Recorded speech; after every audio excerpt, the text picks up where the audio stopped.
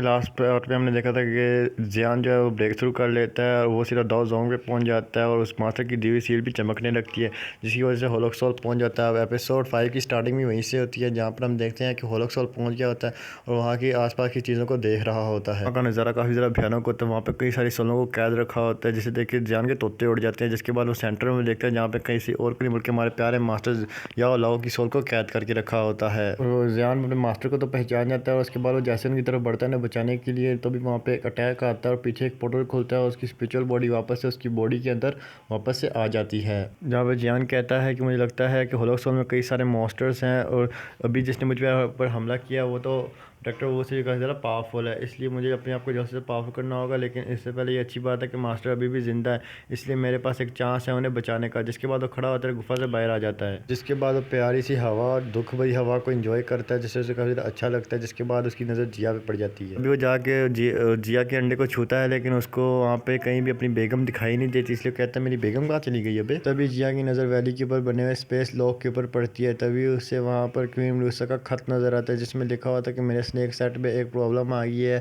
जिसकी वजह से मुझे वापस से स्नेक सेट में जाना पड़ गया। लेकिन तुम फिक्र ना करो, मैं सब कुछ ख़त्म करके वापस आ जाऊंगी तुम लोगों के पास। इसके बाद जियान कहता है कि मुझे लगता है स्नेक सेट में सच में कोई बहुत बड़ी प्रॉब्लम आ गई है, इसलिए मुझे लगता है कि अभी तक वो प्रॉब्लम सॉल्व नहीं, इसीलिए मुझे स्नेक सेट में कुछ सीरियस प्रॉब्लम आ चुकी है, इसलिए तब तक ठीक है मुझे ही जिया को प्रोटेक्ट करना होगा। इसलिए मैं डावांग में पहुंच चुका हूँ, तो मैं गॉड सील की सेकंड स्टेज की स्लीपिंग सील की प्रैक्टिस कर सकता हूँ। ये सब कुछ बोल के एक पत्थर के ऊपर जाके बैठ जाता है, जहाँ पे जाके वो पानी के अंदर से कई सारी स्पिरिचुअल एनर्जी को कलेक्ट करने लगता है। इसके बाद वो एनर्जी जियान की बॉडी में ट्रांसफॉर्म होने लगती है, जहाँ पे वो जाके उस फॉर्मेशन के अंदर लग जाती है, फॉर्मेशन के अंदर कलेक्ट होना शुरू हो जाती है, जहाँ पे वो हैंड साइन बन जाता है। इन्फॉर्मेशन कंप्लीट हो चुकी है। जिसके बाद जियान आसमान में देखता है तो वहाँ पे एक बहुत ही बड़ा पाम बन चुका था। उसे शूट करने के लिए उसके हाथों में भी एक एनर्जी आ गई थी, जिसकी वजह कहता है कि मैंने इसे यहाँ पे शूट किया तो इससे पूरी वैली डिस्ट्रॉय हो जाएगी। जिसकी वजह से वो क्वीन मेडुसा की बनाई हुई शील्ड के ऊपर उस पाम को अटैक करने का फैसला करता है। जिसके बाद वो उस अटैक को क्वीन मेडुसा की शील्ड के ऊपर कर देता है। जैसे ही वो शील्ड के साथ टकराता है तो वो शील्ड को तोड़ता हुआ बाहर चला जाता है, जिसकी वजह से काफ़ी ज़्यादा एनर्जी प्रोड्यूस होती है। उस एनर्जी के प्रोड्यूस होते ही साथ कई सारे मैजिकल बीज दूर दूर जाके गिरने लगते हैं और कहते हैं इस तक डाओलोंग की क्या नाम है शील्ड भी नहीं रोक सकी। जिसके बाद देखते हैं कि वो शील्ड अपने आप फिर से भर जाती है, जिसे देख के कहता है वाह काइलिन की पावर तो काफ़ी ज़्यादा अच्छी है। लेकिन तभी जिया का ककून फट जाता है और उसके अंदर से भयानक एनर्जी निकलती है, जिसे देख के जियान कहता है कि जिया ब्रेक थ्रू करने वाली है। जिसके बाद हम देखते हैं कि वो एनर्जी जैसे क्वीन मेडुसा की शील्ड से टकराती है तो हर जगह पे एक फॉग ही फॉग फैल जाता है, जिसके जो देखने को ज़रा प्यारा लग रहा था।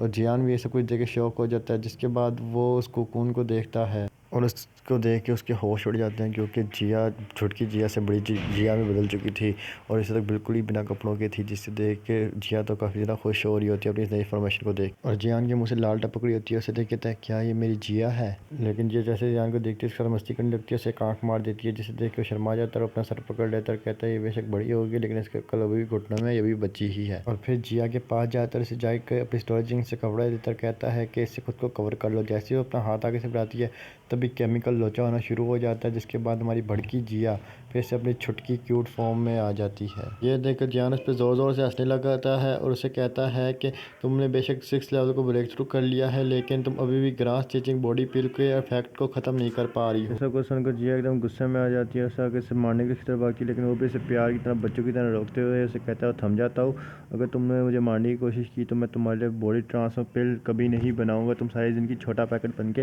रह जाओगी। ये सुनकर जियान को काफ़ी ज़्यादा गुस्सा आता है। सुनकर जिया को काफ़ी ज़्यादा गुस्सा आता है और आगे से कहती है बॉडी ट्रांसफॉर्मेशन पिल ग्रास। वहाँ साइड में मुंह बना के खड़ी हो जाती है। जिसके बाद जियान कहता है ये रूप इतना बड़ा नहीं है, तुम इसमें भी काफ़ी ज़्यादा क्यूट लगती हो। जिसके बाद जिया काफ़ी प्यार से जियान को बोलती है काफ़ी कुत्ते कमीने ठरकी हरामी साले, मुझे सिस्टर कालीन ने सही कहा था सारे लड़के एक जैसे ही होती हैं, तुम्हें मेरी वो वाली बॉडी काफ़ी ज़्यादा पसंद आई थी। जिसके बाद वो कहता है गजब बेइज्जती हो चुकी है मेरी। इसके बाद कहता है गजब बेइज्जती हो ही गई है तो चलो जिया चलते हैं क्योंकि तुम्हारा ब्रेक थ्रू अब हो चुका है। जिसके बाद वो दोनों अपने पर निकाल कर शीट के पास पहुंच जाते हैं। जैसे वो दोनों शीट के पास पहुंचे तो जिया कहती है क्या ये सिस्टर काइलिन ने बनाई है। जिसके बाद कहता है हाँ ये काइलिन ने बनाई है, उसके घर में एक प्रॉब्लम आ गई है जिसकी वजह से जाना पड़ा, इसलिए उसने ये शीट बनाई थी हमारी हिफाजत करने के लिए। इसके बाद हमें भी वहाँ पर जाकर उसकी मदद करनी होगी।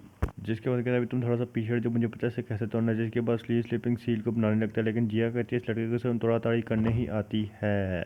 जिसके बाद वो क्या दुबक के उस शील्ड के अंदर बाहर चली जाती है। उसके बाद जियान को हाथ देते कहती है जल्दी से आओ, मेरा हाथ पकड़ो, मैं तुम्हें बाहर निकाल देती हूँ। जिसे देखो शौक होता है, कहता है हाँ मैं तो भूल गया था, तुम्हारे लिए सब कुछ करना तो काफ़ी ज़्यादा आसान है। जिसके बाद जियान उसका हाथ पकड़ के बाहर आ जाता है और बाहर जाकर अपनी बॉडी को स्ट्रेच वैच करता है, कहता है अब चला जाए। जिसके बाद जिया कहती है हाँ चलो। जिसके बाद वो 426 की रफ्तार से वहाँ से सफ़र शुरू कर देते हैं अपना, और दोनों को सफ़र करते हुए काफ़ी ज़्यादा टाइम हो जाता है। जिसके बाद जियान को काफ़ी अजीब लगता है, वहाँ के जाके खड़ा हो जाता है, लेकिन जिया की ब्रेक फेल हो जाती है। जिसके बाद उसके पिछवाड़े में जाके लगता है, कहती है कि तुम्हें उड़ना नहीं आता। ये सुनने के बाद जियान बोलता है कि जब हम यहाँ आए थे यहाँ पे कोई चेक पैल थी, लेकिन अब तो यहाँ पे कोई खामोशी होगी, ऐसा क्यों हो रहा है। इसके बाद जिया आगे आती है, आगे से कहती है मुझे यहाँ किसी भी मैजिकल बीट का और अब महसूस नहीं हो रहा। जिसके बाद फिर नाक की ताकत का इस्तेमाल करती है और कहती है मुझे कोई अजीब सी बदबू आ रही है। फिर जियान भी इसे महसूस कर लेता है, वो कहता है समझ जाओ यहाँ पे पॉइजन है। जिससे सुन के जिया तो डर के उसके पीछे आ जाती है, आगे से कहती है कहीं वो वही तो नहीं है। जिसके बाद वो आगे से कहता है नहीं वही नहीं हो सकती, क्योंकि उसका पॉइजन काफ़ी डिफरेंट है इस पॉइजन से। जिसके बाद जियान को अचानक से कुछ याद आ जाता है और उसके बाद वो जिया को लेके वहाँ से चला जाता है। हमारा सीन शूट हो गया क्विजन सिटी के ऊपर आता है, जहाँ पर सभी लोग मारे जा रहे होते हैं। जब ब्लड मैच के बंदे चाहे ही गेट के बंदे हो, वो सभी सब पॉइजन से मारे जा रहे होते हैं, हेल्प करके चला रहे होते हैं। क्या इसके बाद हमें एक पॉइजन मास्टर को दिखाया जाता है जो आसमान में अपने पॉइजन को फैला रहा होता है। जैसे कहता है तुम लोग अपनी सिटी का दरवाज़ा खोल दो, हमारे सामने हथियार डाल दो, नहीं तो सब मारे जाओगे। ही गेट का लीडर अंकल से बोलता है कि हमें अपने हथियार डाल देने चाहिए और सिटी का दरवाज़ा खोल देना चाहिए, शायद हमारी जान बच जाए। लेकिन अंकल बोलते हैं ऐसा हमें नहीं करना चाहिए, क्योंकि इसकी चाल है हमें बाहर में तड़पा के मारेगा। लेकिन ही गेट का लीडर बोलता है हम वैसे भी तड़प के मार ही रहे हैं, हमारे पास और कोई चॉइस नहीं है, शायद हमें कोई मौका मिल जाए। जिसके बाद ही गेट का लीडर पॉइजन मास्टर से बोलता है ठीक है हम लोग अपने गेट को खोल रहे हैं, आप अपना पॉइजन बंद कर दीजिए। ये सब कुछ सुनकर वो पॉइजन मास्टर अपना पॉइजन बंद कर देता है और क्विजन सिटी के गेट भी खोल दिए जाते हैं। ये देखकर पॉइजन मास्टर हंसने लगता है और कैसे कहता है तुम लोग तो काफी ज्यादा आज्ञाकारी हो। जिसके बाद फिर से अपना पॉइजन फैलाता है और सबको मारने लगता है और ऐसे तुम लोगों को क्या लगता है तुम लोग बच जाओगे, नहीं बच्चा नहीं, तुम लोग सब मारे जाओगे। जिसके बाद सब लोगों के ऊपर पॉइजन फैला देता है, वो कहता है तुम सब लोग यहाँ पे मेरे पॉइजन से तड़प के मारे जाओगे। ये देख के ही गेट के लीडर को काफी ज्यादा गुस्सा आता है, कैसे कहता है गद्दार। जिसके बाद उसे लड़ने के लिए चला जाता है और हमें लगातार लड़ाई होने लगती है। लेकिन ही गेट का लीडर कमज़ोर पड़ने लगता है, लेकिन वो फिर भी उसे फाइट बैक करता है, लेकिन पॉइजन मास्टर से काफ़ी आसानी से हरा देता है। और इसके बाद पॉइजन मास्टर काफ़ी गुस्से में अपनी पॉइजन दोखी को रिलीज़ करते हुए बहुत ही तो बड़ा तूफानी अटैक करता है। कहता है अब सब मरो, जहन्नम में जाओ। जिसके बाद हम देखते हैं कि उसने पॉइजन फैला दिया तो पूरे सिटी के अंदर लोग मरने लगते हैं। लेकिन तभी एक क्लस्टर आता है ग्रीन फ्लेम का, जो आती सार उस पूरे पॉइजन को ख़त्म कर देता है, चल निकल यहाँ से। जिसके बाद वो कहते हैं ये क्या हुआ। जिसके बाद वो अपने सामने जियान को देखते हैं। जिसके बाद ही गेट का लीडर बोलते हैं फाइनली जियान मास्टर आप आ गए।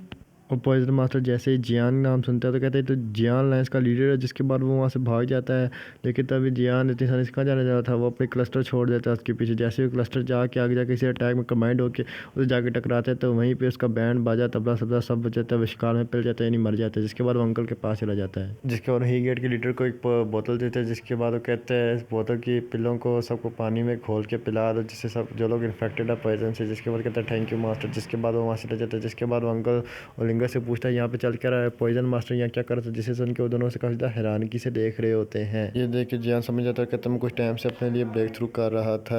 ये देख अंकल से बताते हैं कि कुछ देर पहले जीमा एम्पायर और पॉइजन सेट पे फाइट हुई थी, जिसकी वजह से कुछ पॉइजन मास्टर जीमा एम्पायर में घुस आए, वो पूरे जीमा एम्पायर में अपना आतंक फैलाने में लगे हुए। उनको जियान काफी ज्यादा शॉक होता है। जिसके बाद डिंगो बोलती है हाँ हमारा जीमा एम्पायर 3 सेटों से लड़ा, जिसमें से गोल्डन सेट, एक मुंह वाली सेट और एक पॉइजन सेट है। बताती है कि ये रिपोर्ट काफी दिनों पहले ही आई थी कि ये तीनों सेट हमारे जीमा एम्पायर की बॉर्डर काफी ज्यादा करीब आ गई है। सुन के जियान काफी ज्यादा शॉक हो जाता है और कहता है सब कुछ मेरी गलती है, मैं काफ़ी टाइम से गायब था इसलिए सब कुछ हो रहा है, अब मुझे जाकर सब कुछ ठीक करना। ये क्या कि वो अपने विंग्स निकालता है और वहाँ से 220 की रफ्तार से निकल जाता है। तो जिसके बाद सीन शिफ्ट होकर यूवी पे आता है, जहाँ पे 2 लोग उसके ऊपर हमला कर रहे होते हैं। कहते हैं हमने लिनशियान सिटी को कब्जा लिया है, इसलिए भागने का कोई भी फायदा नहीं है। बहुत जल्द हमारे तीनों सेट जीमा एम्पायर के अंदर एंट्री मारने वाले से, जहाँ भी जाओगी हमें ही पाओगी, इसलिए भागने का कोई भी फायदा नहीं है। उसके बाद वो उसके ऊपर हमला कर देते हैं, लेकिन उनके अटैक को डिस्ट्रॉय करने के बाद कहती है सालों एकदम मुझे ठीक होने दो, मैं तुम्हें बताऊँगी मैं इंडिया की नागिन हूँ, मैं बेटर टू द हेवन की नागिन हूँ, मुझे ठीक होने दो, मैं तुम्हें बताऊँगी मैं क्या कर सकती हूँ। तभी उनमें से एक बंदा बोलता है कि इसे जल्द से जल्द ख़त्म करो, हमें वो भी आगे जाना जीमा एम्पायर के अंदर। तो उसके ऊपर अटैक कर देते हैं, जिसे वो रोकने की कोशिश तो करती है लेकिन उन्हें रोक नहीं पाती।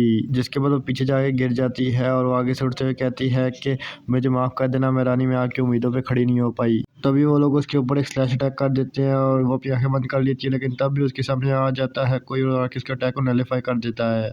और तभी उसके सामने आने वाला कोई और नहीं, हमारा ठड़ियों का लीडर जियान था। जियान आगे से बोलता है क्या आप ठीक हैं। तभी तब यूवी भी लड़खड़ाते हुए खड़ी होती है और कहती है क्या तुम जीवा एम्पायर से हो। उसके बाद वो यूवी को खाने के लिए पिल दे देता है। जैसे वो इस पिल को खाता है तो खाने से पहले सोचती है लेकिन कहता है तुम डरने की जरूरत नहीं है, पॉइजन नहीं है, जिसके बाद उसे खा लेती है। जैसे जैसे खाती है कि सारी इंजरीज ठीक हो जाती हैं। तभी वो इसे खा कर खुश हो जाती है और कहती है मेरे सारी इंजरी सील चुकी है। जिसके बाद से ग्रीट करती है, उसे फुल इज्जत देते हुए कहती है मैं स्नैक सेट से यूवी और आपका मेरी मदद करने के लिए बहुत ज़्यादा शुक्रिया। उसके बाद दोनों बंदे कहते हैं अच्छा बेटा तो हमारे सेट के मामलों में घुसने की सोच रहा है। तभी जान बोलता है नहीं भाई मैं तो तुम्हारे सेट के अंदर घुसने की सोच रहा हूँ। के बाद वो दोनों उसके ऊपर अटैक करना शुरू कर देते हैं, लेकिन तभी जियान अपना सिर्फ मामूली सा रिंग फ्लेम अटैक करता है उनके ऊपर, जिसकी वजह से वो दोनों बंदे पीछे घिसते हुए चले जाते हैं। और तभी जियान के वंग्स वायर आ जाते हैं, जिसे देख कर दोनों डर जाते कहते हैं डाओ वांग, जिसे देख कर दोनों भागने लगते हैं। यूवी कहती है उन्हें भागने मत देना, जिसके बाद वो अपने विंग्स का इस्तेमाल करते हैं, उनके पीछे जाता है, उन्हें फटाफट जाके वापस ले आता है, वो भी मरा हुआ। ये सब कुछ देख कर यूवी का हैरान हो जाती है और उसका नाम पूछती है। जिसके बाद कहता है यूवी आप मुझे भूल गई, याद नहीं आपने एक जियान नाम का लड़का जिसे आपने कुत्तों की तरह हज़ारों किलोमीटर दौड़ भगाया था। जिसके बाद फ्लैशबैक में चली जाती है जहाँ पे वो जान को ढूंढ रही होती है, लेकिन जैसे जान को ढूंढती है जैसे जान से मारने वाली थी।